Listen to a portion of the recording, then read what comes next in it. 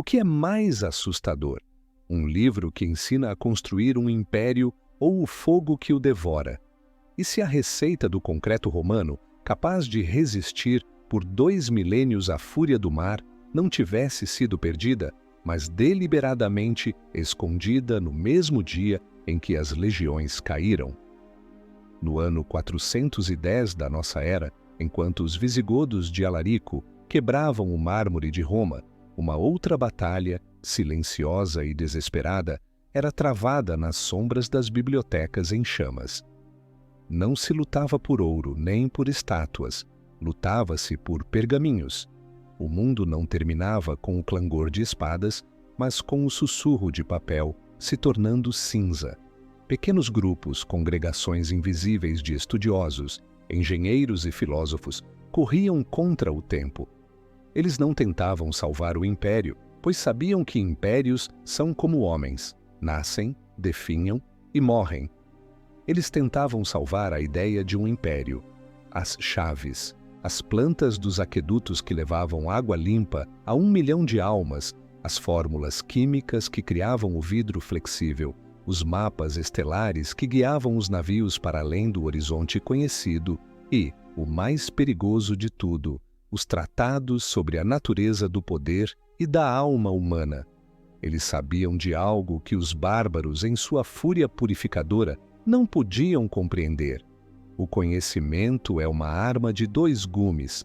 Traz a luz, mas também a capacidade de criar uma escuridão sem precedentes. A humanidade, embriagada pela queda, não estava pronta para tamanha herança. O conhecimento precisava ser quebrado, escondido, transformado em lenda. Começou a grande dispersão. Uma corrida desesperada para contrabandear fragmentos do futuro para fora de um presente em colapso. Enquanto a história oficial narrava o início de 1000 anos de trevas, a história secreta contava sobre a maior operação de salvamento de todos os tempos. Os fragmentos foram confiados aos ventos do destino, escondidos nos lugares mais improváveis do mundo conhecido. Alguns foram para o norte, para os mosteiros rochosos da Irlanda, onde monges solitários os copiariam sem entender completamente seu significado. Outros foram para o leste, pelas rotas da seda, para as bibliotecas de Bizâncio ou para os cofres subterrâneos de Alexandria, escapando de um incêndio para aguardar o próximo. E os mais perigosos, os textos sobre manipulação social e tecnologia de guerra, foram enterrados nas catacumbas sob a própria Roma, aguardando um tempo em que um novo poder se sentisse forte o suficiente para desenterrá-los. Esses guardiões silenciosos, cujos nomes a história jamais registraria, agiam movidos por um medo terrível e uma esperança frágil. O medo de que, se todo o conhecimento antigo fosse reunido por uma única mão, o mundo seria escravizado ou aniquilado. A esperança de que, um dia, uma humanidade mais sábia pudesse juntar as peças do quebra-cabeça e reconstruir não apenas as cidades, mas a si mesma. Eles não eram santos, eram pragmáticos. Entendiam que a civilização é uma camada fina de gelo sobre um oceano profundo de caos, e esse gelo havia se rompido. Cada um deles se perguntava a mesma coisa, uma pergunta que ecoa até hoje em nossos próprios tempos de incerteza. O que é pior, perder o conhecimento para sempre ou ser soterrado por seus escombros? A queda de Roma não foi o fim da história. Foi o início de uma caçada ao tesouro que duraria 1000 anos. Uma caçada onde o prêmio não era o graal, mas a fórmula do concreto. E os caçadores não eram cavaleiros de armadura brilhante, mas monges, espiões e bárbaros, todos lutando por fragmentos de um poder que mal compreendiam. Impérios são construídos sobre concreto e leis, mas desmoronam por causa de uma única palavra sussurrada no corredor errado.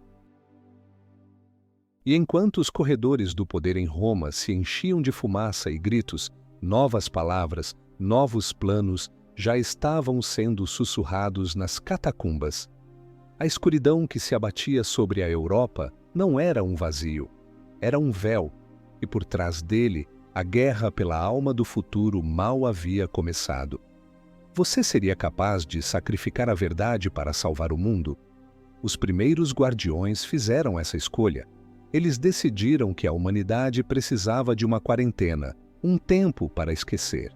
Eles nos deram a Idade Média não como uma punição, mas como um remédio amargo, um milênio de amnésia forçada. Eles acreditavam que estávamos doentes, viciados em um poder que não podíamos controlar.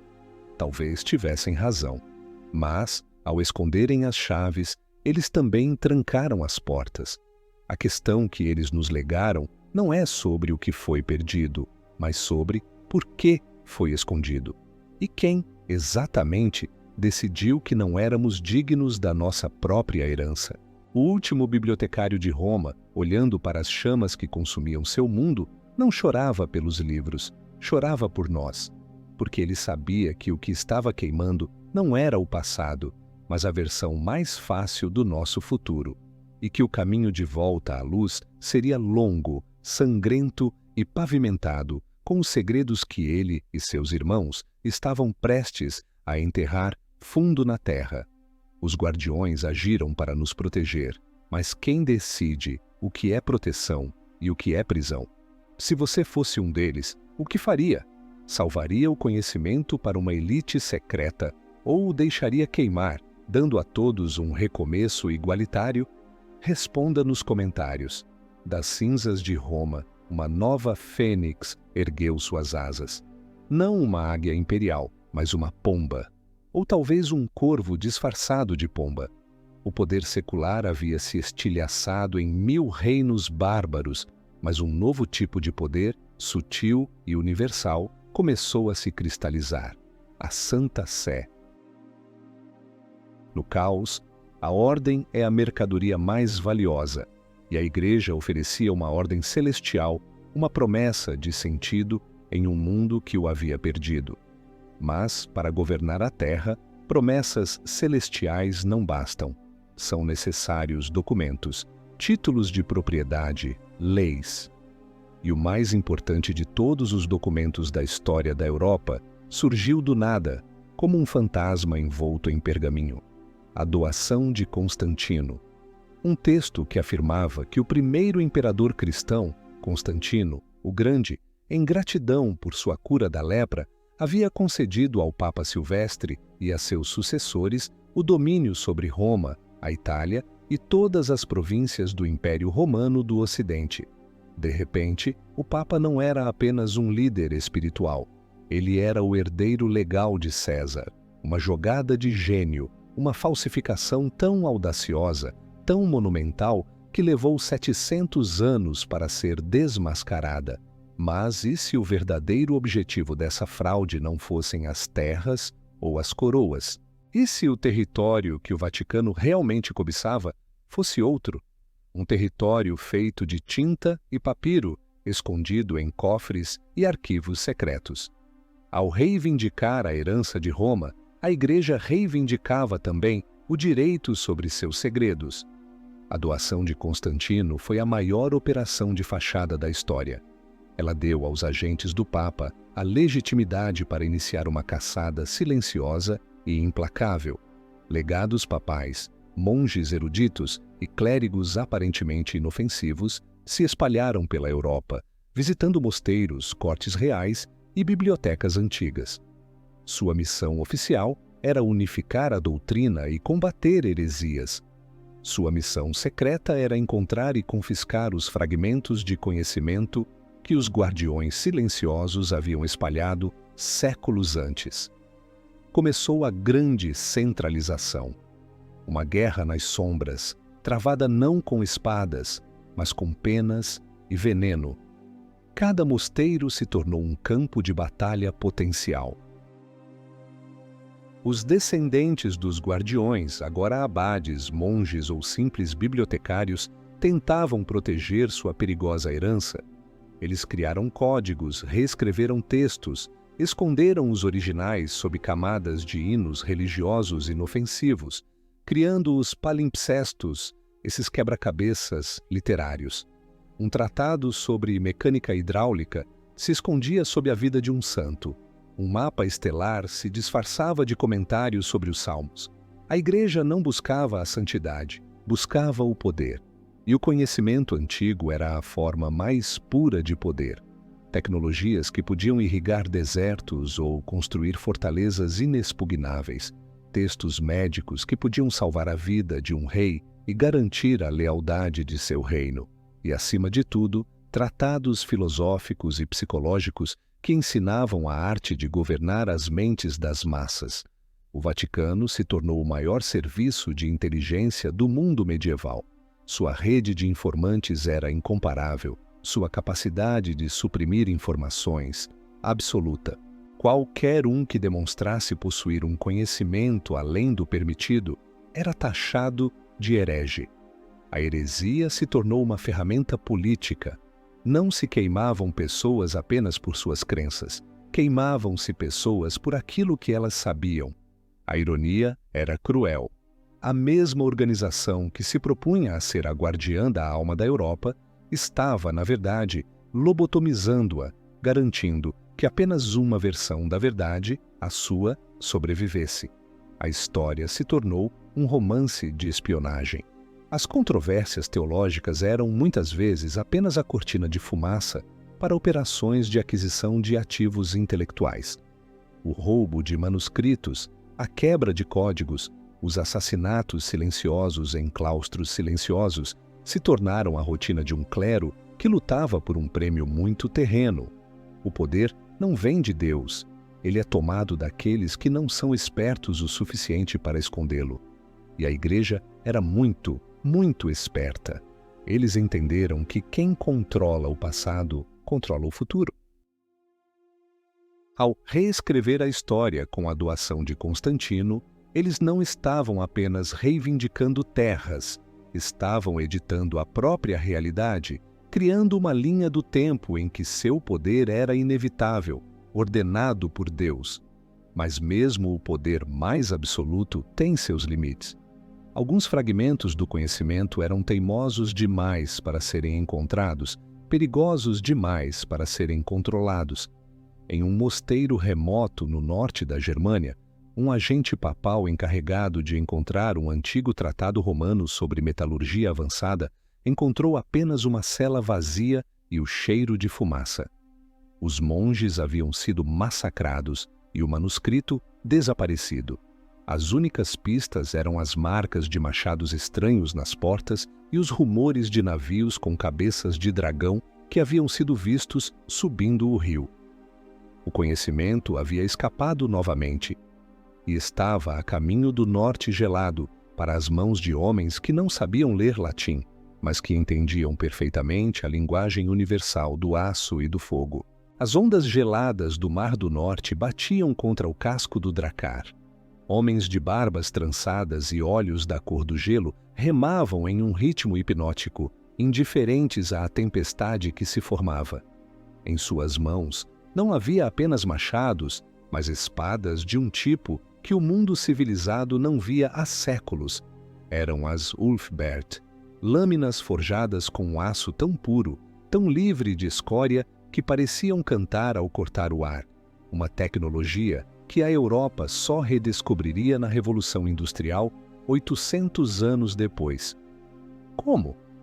Como um povo de navegadores e saqueadores, sem tradição de escrita ou ciência metalúrgica complexa, conseguiu produzir em massa uma super-arma que deixava as espadas francas e anglo-saxãs em pedaços? A resposta não estava na magia, mas em um pergaminho roubado. Parte do conhecimento perdido de Roma, o segredo do aço de cadinho, uma técnica originária da Índia e aperfeiçoada pelos romanos, havia caído nas mãos dos ferreiros escandinavos. Talvez tenha sido o saque daquele mosteiro germânico, talvez tenha sido o pagamento por serviços de mercenários em Bizâncio. A origem exata se perdeu na névoa, mas o resultado foi claro como o dia. Os vikings não eram apenas bárbaros furiosos. Eles eram bárbaros com uma vantagem tecnológica decisiva. O conhecimento que haviam adquirido não era teórico, era prático, letal. Eles não se importavam com a filosofia de Platão, mas os diagramas de um forno de alta temperatura falavam uma língua que eles entendiam. A era Viking foi uma explosão de energia que aterrorizou a Europa por 300 anos. Mas não foi apenas fúria cega. Foi uma expansão calculada, possibilitada por duas tecnologias antigas ressuscitadas: o aço superior e a navegação de precisão em mar aberto. As sagas falam de Solarstein, as Pedras do Sol.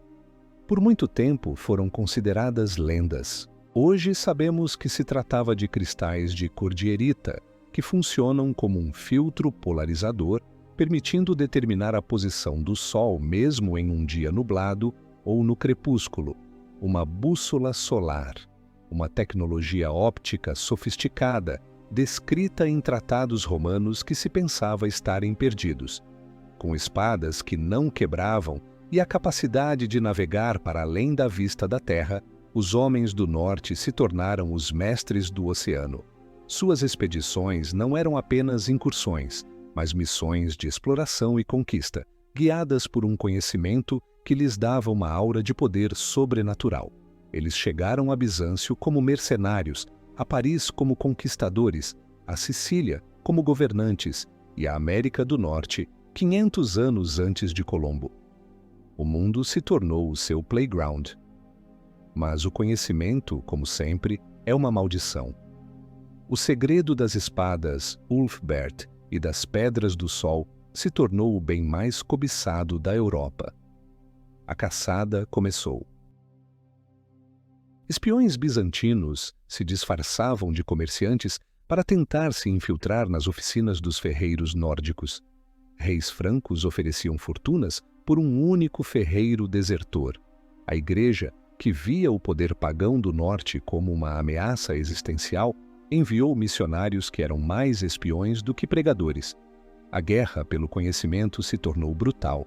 Batalhas navais eram travadas não apenas por território, mas para capturar um navio que pudesse conter um navegador experiente ou um mestre ferreiro. Uma fortaleza era cercada não por suas riquezas, mas pela esperança de que seu senhor possuísse uma dessas lâminas lendárias, cujo segredo pudesse ser desvendado. A história se lembra da brutalidade dos vikings, mas esquece a paranoia que eles causaram. Eles eram a prova viva de que um fragmento de conhecimento perdido, nas mãos certas, podia virar o mundo de cabeça para baixo. Eles eram a anomalia que quebrava as regras. Em um mundo onde o poder deveria vir da terra e da bênção divina, o poder deles vinha do mar e de uma forja mais quente. O progresso não é uma linha reta, é uma série de segredos perdidos e reencontrados. Os vikings não inventaram o futuro. Eles tropeçaram em um pedaço esquecido do passado e o usaram para forjar seu próprio destino. Mas, como todos os que tocam no fogo proibido, eles também se queimaram. A pressão externa e as lutas internas pelo controle dessa tecnologia acabaram por fragmentar seu poder. O segredo da Ulfbert se diluiu, as forjas esfriaram e os últimos mestres levaram o conhecimento para o túmulo. A era dos dragões de madeira e espadas de fogo chegou ao fim, mas o conhecimento, mais uma vez, não desapareceu. Ele apenas mudou de mãos. Um novo tipo de guerreiro estava surgindo no coração da cristandade. Um guerreiro que combinava a fé do monge com a disciplina do soldado. Eles também buscavam um poder perdido, mas não em forjas fumegantes. Eles olhavam para o leste, para uma cidade sagrada, sob a qual, segundo as lendas, se escondia não apenas o túmulo de um deus, mas a biblioteca de um rei. Os templários estavam a caminho. As cruzadas, a história oficial, as descreve como uma guerra santa, a tentativa da cristandade de libertar Jerusalém das mãos dos infiéis, uma explosão de fervor religioso que mobilizou reis, nobres e camponeses, Mas e se a fé fosse apenas o combustível e não o motor? E se, por trás da marcha de exércitos e do choque de civilizações, se escondesse a maior expedição arqueológica da história? No ano de 1119, 9 cavaleiros franceses se apresentaram ao rei Balduíno II de Jerusalém. Sua proposta era modesta: formar uma ordem monástica militar para proteger os peregrinos nas estradas perigosas da Terra Santa. O rei lhes concedeu um quartel-general em uma ala do seu palácio, que se acreditava ter sido construída sobre as ruínas do Templo de Salomão.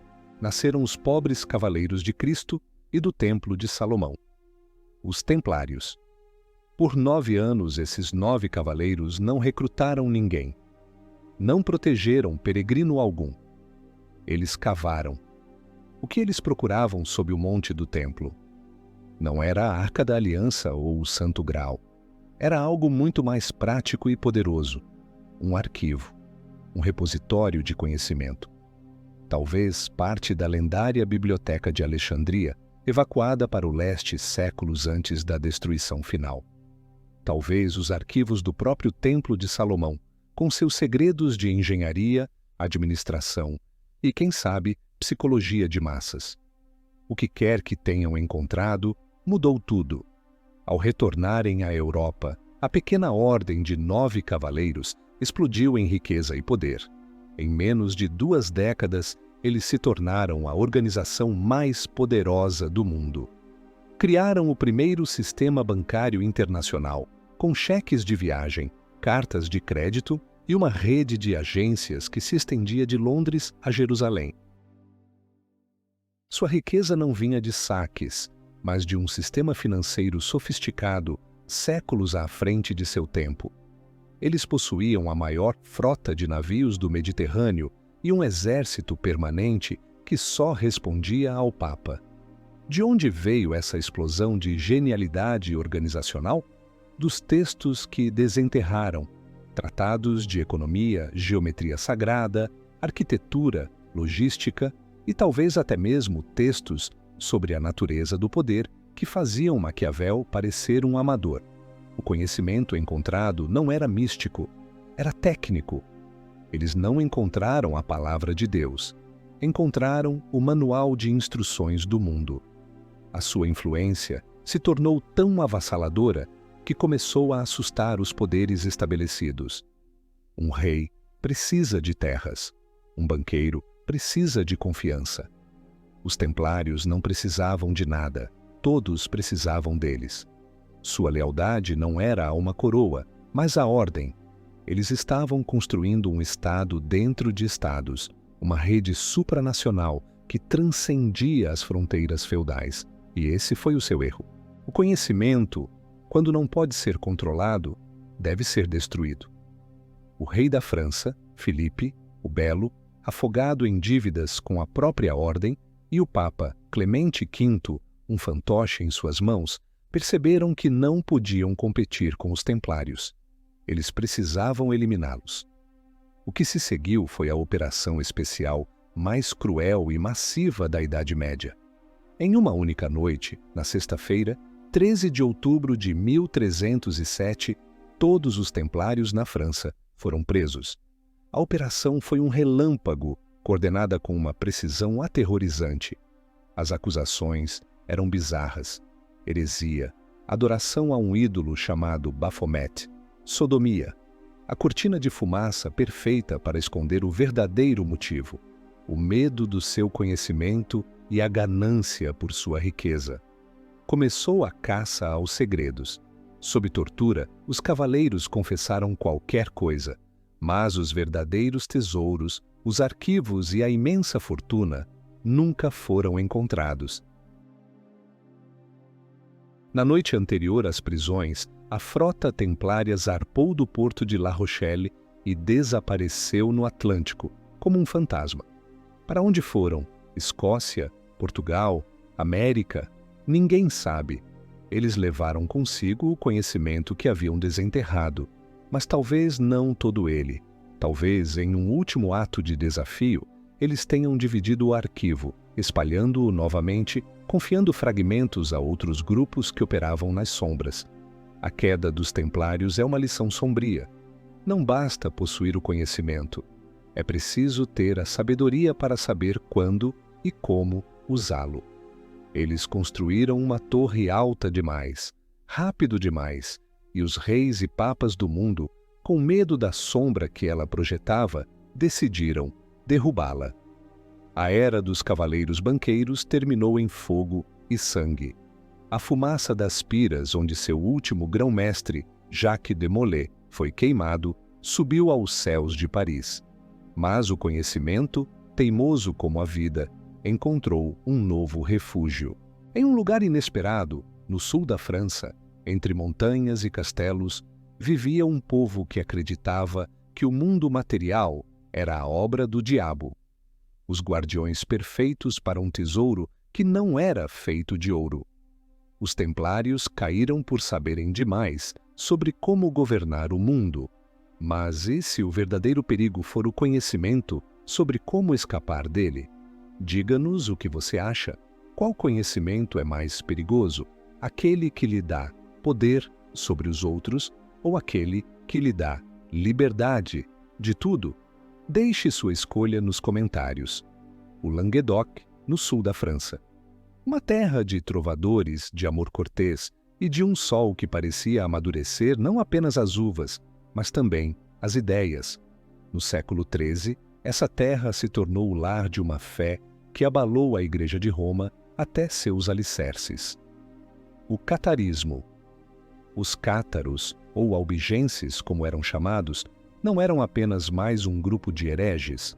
Eles eram a antítese do catolicismo. Acreditavam em dois deuses, um bom, o criador do mundo espiritual e invisível, e um mau, o criador do mundo material, corrupto e cruel em que vivemos. Nossos corpos, para eles, eram prisões, e a Igreja Católica, com sua riqueza, poder e hierarquia, era a maior serva desse Deus do mal. Eles se chamavam de bons homens e boas mulheres, e seus líderes, os perfeitos, viviam em ascetismo absoluto, rejeitando a carne, a propriedade e qualquer forma de violência. Sua teologia, que negava o mundo, os tornava os guardiões ideais para um conhecimento que não pertencia a este mundo, perigoso, imaterial. E se parte do tesouro dos templários, os textos mais filosóficos e metafísicos, encontrou refúgio entre eles? Um conhecimento que não ensinava a construir impérios, mas a desmantelá-los por dentro, a negar sua própria base. Isso era uma ameaça que Roma não podia tolerar. Em 1209, o Papa Inocêncio III declarou a Cruzada Albigense. Foi a primeira vez que uma cruzada foi lançada não contra muçulmanos em uma terra distante, mas contra cristãos no coração da Europa. A ordem dada ao exército cruzado era simples e aterrorizante. Matai-os a todos, Deus reconhecerá os seus. O que se seguiu não foi uma guerra de conversão, foi uma campanha de extermínio, uma limpeza étnica e cultural. A próspera civilização do Languedoc foi afogada em sangue. Cidades inteiras, como Béziers, foram massacradas. O objetivo não era salvar almas, era apagar uma ideia e, talvez, recuperar um arquivo. A guerra se arrastou por 20 anos, uma carnificina brutal liderada por nobres ambiciosos do norte, como Simão de Montfort, que usaram a fé como desculpa para o roubo e a conquista. O clímax dessa tragédia foi o cerco ao castelo de Montségur, uma fortaleza empoleirada no topo de uma montanha rochosa, o último refúgio dos perfeitos cátaros. Por 10 meses, em 1243, um punhado de cátaros e seus protetores resistiram a um exército de 10.000 homens. Eles sabiam que não havia esperança de vitória. Eles estavam apenas ganhando tempo. Dentro de Montségur não havia apenas pessoas. Havia o tesouro cátaro. A lenda diz que na véspera da rendição, 4 perfeitos foram baixados por cordas pela parede íngreme do penhasco em uma missão suicida. Eles não levavam ouro ou joias, levavam pergaminhos. O conhecimento que o Vaticano e a coroa francesa temiam mais do que a própria heresia. Eles desapareceram na noite, levando o segredo com eles. Quando o castelo finalmente caiu, os 200 perfeitos que restavam se recusaram a abjurar sua fé. Eles marcharam calmamente para uma pira gigantesca, preparada no sopé da montanha, e foram queimados vivos. Eles morreram para proteger um segredo. Qual era esse segredo? Era apenas a sua fé? Ou era algo mais tangível, um fragmento do conhecimento antigo que ensinava não apenas sobre a alma, mas talvez sobre a mente? Técnicas de meditação, controle da dor, talvez até mesmo formas de manipulação psicológica que poderiam minar a autoridade da Igreja. A cruzada contra os cátaros foi uma operação de censura em escala industrial. A busca e destruição de uma ideia foi uma demonstração brutal de que, na Idade Média, o pensamento livre era um crime capital. Mas, como sempre, a força bruta não consegue apagar uma ideia completamente. Ela apenas a força a se esconder mais fundo. A fumaça de Montségur se dissipou, mas o conhecimento que os 4 perfeitos salvaram continuou sua jornada subterrânea. Ele se fragmentou ainda mais, se disfarçou de folclore, de poemas de trovadores, de símbolos estranhos gravados em pedras. A sabedoria se torna heresia quando ameaça o poder estabelecido. E os cátaros, com sua rejeição radical do mundo, eram a heresia definitiva. Eles não queriam reformar o mundo. Queriam transcendê-lo, e esse era um poder que nenhum rei ou papa poderia oferecer ou controlar. A Europa, traumatizada por guerras e cruzadas, estava prestes a enfrentar um horror ainda maior, a peste. E em meio ao desespero e à morte, uma outra busca, ainda mais secreta e obsessiva, ganharia força. Enquanto alguns rezavam por salvação, outros, em laboratórios clandestinos, tentavam fabricá-la. A busca pela pedra filosofal, a busca pela imortalidade, estava prestes a começar, alimentada pelos mesmos textos fragmentados que haviam custado a vida a tantos. A Europa estava morrendo. A peste negra varria o continente, um ceifador invisível que não distinguia entre rei e camponês. Cidades se transformaram em tumbas abertas, e a fé vacilava diante de um Deus que parecia ter abandonado sua criação. Neste cenário de apocalipse, enquanto a sociedade se desintegrava, uma guerra silenciosa e febril se intensificava nos porões e nos laboratórios secretos, a era dos alquimistas. Hoje, os vemos como charlatães ou sonhadores, obcecados em transformar chumbo em ouro. Mas isso é uma simplificação perigosa. A alquimia não era apenas ganância. Era uma tentativa desesperada de restaurar o conhecimento perdido. Era a ciência lutando para renascer em um mundo dominado pelo dogma. Eles não eram químicos no nosso sentido, pois não tinham a tabela periódica. Eram criptógrafos. Seus inimigos não eram as leis da física, mas os textos antigos, fragmentados, alegóricos e deliberadamente cifrados que haviam sobrevivido. Um tratado romano sobre metalurgia, um papiro egípcio sobre processos de tingimento, um texto grego sobre destilação. Tudo isso era parte do grande quebra-cabeça. A grande obra, a busca pela pedra filosofal, não era sobre criar ouro. O ouro era apenas um símbolo. A transmutação do chumbo em ouro era uma metáfora para a transmutação da ignorância em iluminação, da morte em vida. Era a busca pela restauração da medicina, da química e da física antigas. Eles procuravam a panaceia, o remédio universal, em um momento em que a medicina oficial se resumia a sangrias e orações. Eles procuravam a imortalidade em um mundo onde a vida era brutalmente curta. Figuras como Nicolas Flamel, que se tornou uma lenda por supostamente ter criado a pedra filosofal, talvez não tenham encontrado a vida eterna. Mas é possível que tenham decifrado um fragmento de um antigo tratado médico, descobrindo um processo para criar antibióticos rudimentares ou compostos que retardavam o envelhecimento. Qualquer descoberta, por menor que fosse, era um segredo mortal. O laboratório do alquimista era um campo de batalha. Eles eram caçados por todos. A Inquisição os via como hereges que usurpavam o poder de Deus sobre a vida e a morte. Os reis e nobres os viam como uma fonte potencial de riqueza infinita ou de venenos indetectáveis e queriam controlar sua arte. E outros alquimistas, seus concorrentes, queriam roubar seus segredos a qualquer custo. A vida de um alquimista era uma lição de paranoia. Seus laboratórios eram fortalezas escondidas. Seus escritos, criptogramas indecifráveis, cheios de dragões verdes, leões vermelhos e reis que se afogam. Não era misticismo gratuito, era segurança da informação. A única maneira de proteger o conhecimento era torná-lo incompreensível para os não iniciados. A narrativa desta época é um thriller científico gótico. Imagine ataques noturnos da guarda da Inquisição, manuscritos sendo jogados nas chamas segundos antes da porta ser arrombada. Experimentos que terminam em explosões misteriosas, vistas como a ira de Deus pela vizinhança supersticiosa.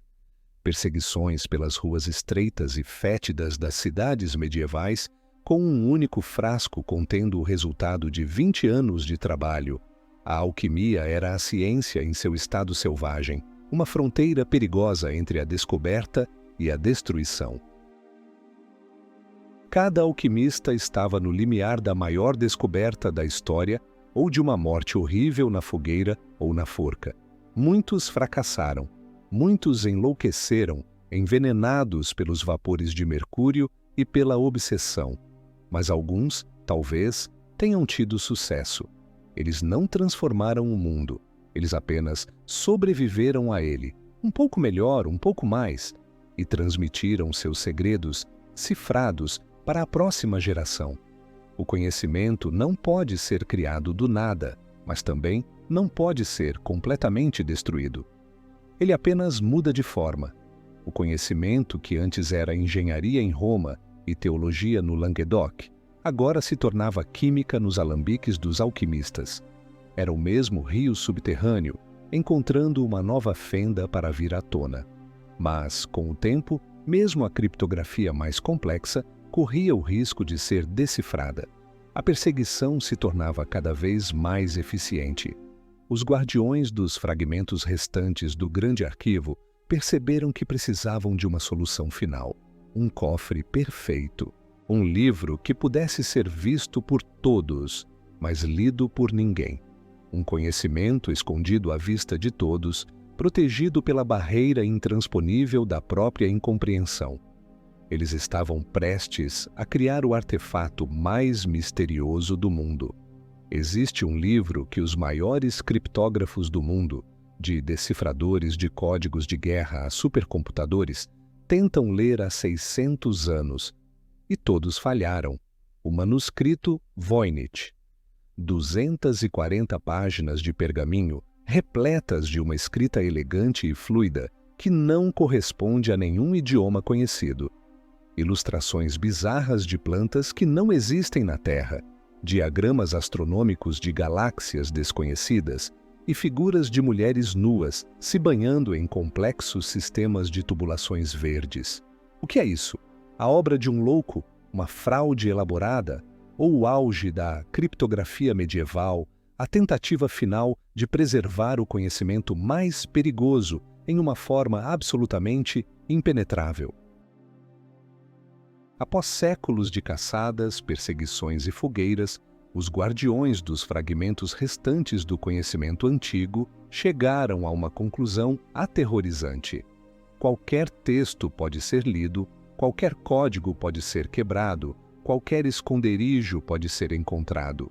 A única segurança verdadeira não está em esconder o conhecimento, mas em torná-lo indecifrável. E se eles tivessem criado o arquivo perfeito, um cofre-livro?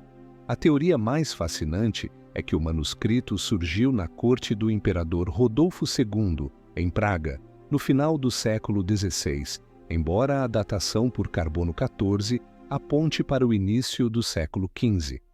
A corte de Rodolfo era o último grande refúgio de alquimistas, astrólogos e místicos de toda a Europa, um lugar onde o conhecimento proibido ainda podia ser estudado sob a proteção imperial. Talvez ali um consórcio secreto de guardiões tenha reunido os fragmentos mais perigosos que ainda possuíam sobre botânica avançada, genética, astronomia, medicina e os tenha transcodificado em um sistema único. O manuscrito Voynich não é uma mensagem, é um container. As plantas estranhas podem ser representações esquemáticas de engenharia genética ou de flora de outro tempo. Os diagramas astrológicos podem não ser sobre estrelas, mas sobre física subatômica. O texto que não obedece a nenhuma lei linguística conhecida pode não ser uma linguagem, mas um algoritmo, uma chave que só pode ser lida se você já souber a pergunta. O livro se tornou o santo graal dos criptógrafos. Sua história é uma trilha de obsessão e loucura. John Dee, o famoso mago e espião da rainha Elizabeth I, o possuiu. Athanasius Kircher, o jesuíta polímata do século XVII, tentou decifrá-lo e fracassou. No século XX, William Friedman, o homem que quebrou o código púrpura japonês na Segunda Guerra Mundial, dedicou décadas de sua vida a ele e admitiu a derrota. O manuscrito parece zombar da nossa inteligência. Ele nos atrai com a promessa de um segredo supremo, mas nos repele com seu silêncio absoluto. Você seria capaz de sacrificar a sanidade por uma única verdade? Aqueles que se debruçaram sobre o Voynich fizeram essa aposta. A narrativa do manuscrito é a história de seus leitores frustrados, suas vidas consumidas, suas carreiras arruinadas, suas mentes levadas ao limite da razão. Ele transmite uma sensação de vertigem intelectual, um pavor primordial de encontrar algo que é fundamentalmente estranho à mente humana. É um espelho que reflete os limites da nossa compreensão. A maldição do conhecimento aqui atinge sua forma mais pura. Ele está bem na nossa frente. Podemos folhear suas páginas, ver suas imagens, mas não podemos tocá-lo. É um conhecimento que se recusa a ser conhecido. Talvez essa fosse a intenção. Talvez os criadores do manuscrito Voynich quisessem nos ensinar uma última e terrível lição: que existem segredos que não devemos desvendar, que certas portas, uma vez abertas, não podem mais ser fechadas. O livro é o guardião silencioso no limiar do desconhecido. Enquanto ele permanecer indecifrado, o segredo que ele protege está seguro. Mas, por quanto tempo? Em um mundo de inteligência artificial e computação quântica, seu silêncio pode estar com os dias contados. O que acontecerá no dia em que ele for decifrado? Teremos a chave para curar todas as doenças? Ou o manual para a nossa própria destruição? A Idade Média nos deixou um enigma final, uma bomba relógio intelectual. E ela está tic-tacaando em uma prateleira da biblioteca Beinecke, da Universidade de Yale, esperando. Os criadores do Voynich esconderam o conhecimento de forma tão perfeita que ele se tornou inútil. Foi um ato de sabedoria suprema ou de covardia absoluta? Diga-nos o que pensa. Você tentaria decifrar o manuscrito, correndo o risco, ou o deixaria em paz para sempre? Escreva sua escolha nos comentários. Enquanto os eruditos se perdiam em labirintos de cifras, o mundo lá fora, o mundo das pessoas comuns, também se deparava com o inexplicável. A Idade Média não era apenas um tempo de guerras e orações. Era um tempo em que a realidade parecia, por vezes, se rasgar, revelando vislumbres de algo profundamente estranho. A história oficial escrita por monges e clérigos, tentava encaixar tudo na moldura do divino e do demoníaco. Mas algumas histórias eram tão bizarras que nem mesmo essa moldura conseguia contê-las. Elas são as anomalias, as falhas na matriz medieval. Crônicas sobre eventos que não deveriam ter acontecido. A mais famosa talvez seja a das crianças verdes de Woolpit. Em algum momento do século XII, na aldeia de Woolpit, em Suffolk, na Inglaterra, camponeses encontraram duas crianças, um menino e uma menina, emergindo de uma das armadilhas para lobos. Elas tinham a pele de um tom distinto de verde. Falavam uma língua que ninguém conseguia entender e usavam roupas de um tecido desconhecido. Recusavam-se a comer qualquer coisa exceto feijão verde cru. O menino, mais fraco, adoeceu e morreu. A menina, no entanto, sobreviveu. Gradualmente, ela perdeu a pigmentação verde, aprendeu a falar inglês e foi batizada. Quando pôde contar sua história, ela disse que vinha de um lugar chamado Terra de São Martinho, um mundo subterrâneo onde era sempre crepúsculo e todos os habitantes eram verdes. Ela e seu irmão estavam cuidando do rebanho de seu pai quando ouviram um som alto, como de sinos, e de repente se viram na cova dos lobos, sob a luz ofuscante do nosso sol. O que foi isso? Uma alucinação em massa? Uma alegoria folclórica mal interpretada? Mal. Ou o confronto do mundo medieval com algo que ele não conseguia processar? Uma tecnologia perdida? Um experimento que deu errado? Um contato com uma realidade paralela? A história das crianças verdes, como muitas outras crônicas inexplicáveis, foi registrada por cronistas sérios da época, como Guilherme de Newburgh, que a tratou como um fato curioso, mas real. No entanto, a tendência das autoridades, tanto seculares quanto religiosas, era abafar esses eventos. Qualquer anomalia era uma ameaça. Uma brecha no muro da ordem mundial cuidadosamente construída. Uma realidade onde tudo era explicado pela vontade de Deus não podia admitir eventos aleatórios, absurdos, sem explicação. A anomalia precisava ser assimilada como milagre ou demônio, ou, se isso não fosse possível, ser esquecida. A história se torna uma investigação de um crime onde as pistas foram cuidadosamente apagadas. As manchas brancas nos mapas medievais, marcadas com Hic sunt dracones, aqui há dragões, talvez não fossem apenas um reconhecimento da ignorância. Talvez fossem um aviso. Zonas de quarentena, lugares onde a realidade era instável, onde as leis da natureza, como eles as entendiam, não se aplicavam. Lugares onde talvez tivessem ocorrido acidentes com o uso de tecnologias antigas, criando anomalias geográficas ou biológicas. O medo do inexplicável era palpável. Ele alimentava a caça às bruxas, a perseguição a qualquer um que se desviasse da norma. O mundo era um lugar assustador e frágil, e a ignorância era o escudo que o protegia do terror do desconhecido. Mas o que acontecia quando o desconhecido batia à sua porta, com a pele verde e falando uma língua de outro mundo? O pânico e o medo das pessoas comuns, confrontadas com o inexplicável, criaram uma atmosfera de folk horror, de suspense místico. A sensação de que as florestas eram mais antigas e profundas do que se pensava, que havia algo do outro lado do espelho, algo que às vezes, por acidente, atravessava para o nosso lado. Essas histórias não são sobre monstros, são sobre os limites da percepção humana. São a prova de que, mesmo em uma era de fé absoluta, o universo continuava a sussurrar enigmas que nenhuma teologia conseguia resolver. A Idade Média não era um monólito, era um mundo em conflito consigo mesmo, lutando para manter uma visão de mundo coesa contra a evidência de seus próprios olhos.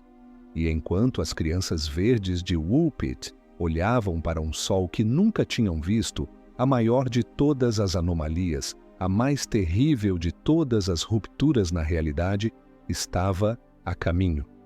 Uma força que não era verde, mas negra. Uma força que não vinha de um mundo crepuscular, mas das estepes da Ásia. E não era um enigma filosófico, era uma sentença de morte para metade da Europa. No ano de 1347, 12 navios mercantes genoveses, voltando de sua feitoria em Cafa, na Crimeia, atracaram no porto de Messina, na Sicília. Os habitantes da cidade que foram recebê-los se depararam com uma visão de pesadelo. A maioria dos marinheiros a bordo estava morta ou moribunda. Seus corpos estavam cobertos de estranhos inchaços negros do tamanho de um ovo, que vazavam pus e sangue. As autoridades da cidade ordenaram que a frota da morte fosse expulsa do porto, mas era tarde demais. A peste negra havia chegado à Europa.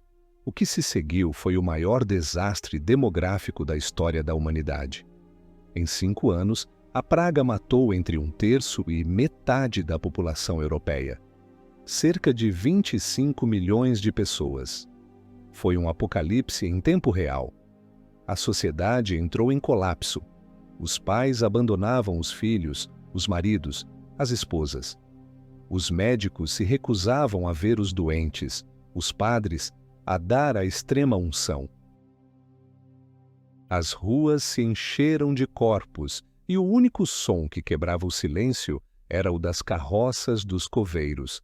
A versão oficial, tanto na época quanto hoje, é que foi uma epidemia da peste bubônica, causada pela bactéria Yersinia pestis, transmitida por pulgas de ratos que infestavam os navios. Uma catástrofe natural, terrível, mas compreensível. Mas e se não fosse tão simples? A velocidade com que a praga se espalhou e sua letalidade desafiavam o que se conhecia sobre doenças. Ela não se movia como uma epidemia comum que segue rotas comerciais. Ela parecia saltar, aparecer em lugares isolados, se comportar de forma inteligente, quase como se tivesse uma estratégia. Na época, em meio ao pânico e ao desespero, surgiram teorias da conspiração. Os poços estavam sendo envenenados. Grupos minoritários, como os judeus, foram acusados de espalhar a doença e foram massacrados em pogroms terríveis. Culpava-se a ira de Deus, o alinhamento dos planetas. As pessoas buscavam um sentido, uma agência por trás do horror. E se por um momento considerarmos a possibilidade de que eles estivessem certos, não sobre os judeus ou os planetas, mas sobre a ideia de que a praga não era inteiramente natural? E se um dos grupos em guerra pelo conhecimento antigo, um dos herdeiros dos segredos de Roma, Bizâncio ou dos Templários, tivesse encontrado algo? Um texto sobre o que hoje chamaríamos de guerra biológica, descrições de como criar e disseminar doenças. E se, em um ato de loucura ou desespero, eles tivessem tentado usar esse conhecimento como arma, talvez para desestabilizar um reino rival, para eliminar um papa inimigo, para criar o caos e tomar o poder? A história nos dá um vislumbre dessa possibilidade. Durante o cerco de Cafa pelos mongóis, pouco antes da chegada da praga à Europa, os atacantes, devastados por uma epidemia, começaram a catapultar os corpos de seus próprios mortos para dentro das muralhas da cidade. Os genoveses que escaparam de Cafa podem ter levado a doença não apenas em seus porões, mas como alvo de um ataque deliberado. Mas a arma, se é que era uma arma, saiu de controle. O conhecimento, mais uma vez, provou ser maior e mais terrível do que a sabedoria de quem o possuía. A tentativa de criar uma epidemia controlada se transformou em um incêndio que consumiu o mundo. O aprendiz de feiticeiro liberou uma força que não podia mais dominar. Esta perspectiva transforma a peste negra de uma tragédia natural em um crime contra a humanidade, a primeira guerra biológica em escala global. O resultado de uma busca por poder que, ironicamente, destruiu as próprias fundações do poder. A peste negra não apenas matou pessoas, ela matou o mundo medieval. O sistema feudal, com sua estrutura rígida de senhores e servos, entrou em colapso com a escassez de mão de obra. A autoridade da Igreja, incapaz de explicar ou deter o horror, foi permanentemente abalada. A fé cega deu lugar ao ceticismo e a uma busca desesperada por respostas no mundo real, não no celestial. O horror da peste criou um vácuo, e nesse vácuo, algo novo começou a crescer. A praga foi o inverno rigoroso que limpou a floresta da madeira morta, abrindo espaço para que novas sementes pudessem brotar. Foi o choque elétrico que reanimou o coração da Europa. E talvez essa fosse a consequência não intencional, mas inevitável, de um ato de arrogância sem precedentes. Quem quer que tenha liberado a praga, se é que alguém o fez, não conseguiu o poder que buscava. Em vez disso, destruiu o tabuleiro de xadrez em que jogava e abriu caminho para um novo jogo com novas regras. Um jogo que seria chamado de Renascimento. A Europa pós-peste era um cemitério e um canteiro de obras. Metade da população havia morrido, mas para os sobreviventes, o mundo estava cheio de oportunidades. A terra era abundante, os salários eram altos e as velhas hierarquias haviam sido irremediavelmente quebradas. A morte em massa havia paradoxalmente libertado os vivos. E em meio a essa reconstrução febril, um fenômeno extraordinário começou a acontecer, primeiro na Itália e depois se espalhando pelo resto do continente. Uma explosão de criatividade, ciência e arte, como o mundo não via há mais de 1000 anos. O Renascimento. A história oficial o descreve como um despertar natural. O redescobrimento dos textos clássicos da Grécia e de Roma, a ascensão de uma classe de comerciantes ricos dispostos a patrocinar as artes, o gênio individual de homens como Leonardo da Vinci, Michelangelo e Brunelleschi. Mas, e se não fosse tão natural assim? E se essa explosão de luz após séculos de escuridão não fosse um acidente, mas um projeto? Uma operação meticulosamente planejada, após os horrores da peste negra, que talvez eles mesmos tivessem ajudado a causar, os guardiões sobreviventes dos fragmentos dispersos do conhecimento, os descendentes dos templários foragidos, os gnósticos que sobreviveram aos cátaros, os alquimistas que não enlouqueceram, as guildas secretas de construtores, perceberam uma verdade terrível. Sua guerra secreta pelo conhecimento havia levado o mundo à beira da aniquilação total. O poder que eles buscavam era um veneno. Era hora de mudar de estratégia. Segundo essa teoria, eles fizeram um pacto secreto, uma trégua na guerra milenar. Em vez de lutarem entre si pelos fragmentos, decidiram devolver de forma controlada parte do conhecimento à humanidade. Não por altruísmo, mas por autopreservação. Um mundo mergulhado na barbárie não era um lugar seguro para guardar segredos. Era preciso elevar o nível geral da civilização para que seu próprio conhecimento pudesse sobreviver. Eles criaram a maior operação de vazamento de informações controlado da história. Através de intermediários como a família Médici em Florença, banqueiros cuja ascensão meteórica sempre esteve envolta em mistério, eles começaram a financiar os artistas, cientistas, arquitetos e filósofos mais promissores. O que chamamos de mecenato renascentista era, na verdade, um programa de investimento estratégico. O gênio de Leonardo da Vinci não surgiu do nada, ele foi alimentado. Os manuscritos antigos sobre anatomia, ótica, engenharia e hidráulica que ele estudou obsessivamente não foram encontrados por acaso, foram-lhe secretamente fornecidos. A cúpula de Brunelleschi na Catedral de Florença, uma maravilha da engenharia que ninguém sabia como construir, foi possível porque alguém lhe deu acesso aos segredos da arquitetura romana, talvez a mesma que criou o Panteão. O Renascimento foi a reintrodução seletiva de conhecimento perdido. A arte se tornou mais realista porque os artistas tiveram acesso a textos sobre ótica e anatomia. A arquitetura se tornou mais grandiosa porque os construtores reaprenderam as técnicas romanas. A ciência começou a florescer porque os pensadores receberam fragmentos da filosofia e da matemática gregas. Foi um amanhecer planejado.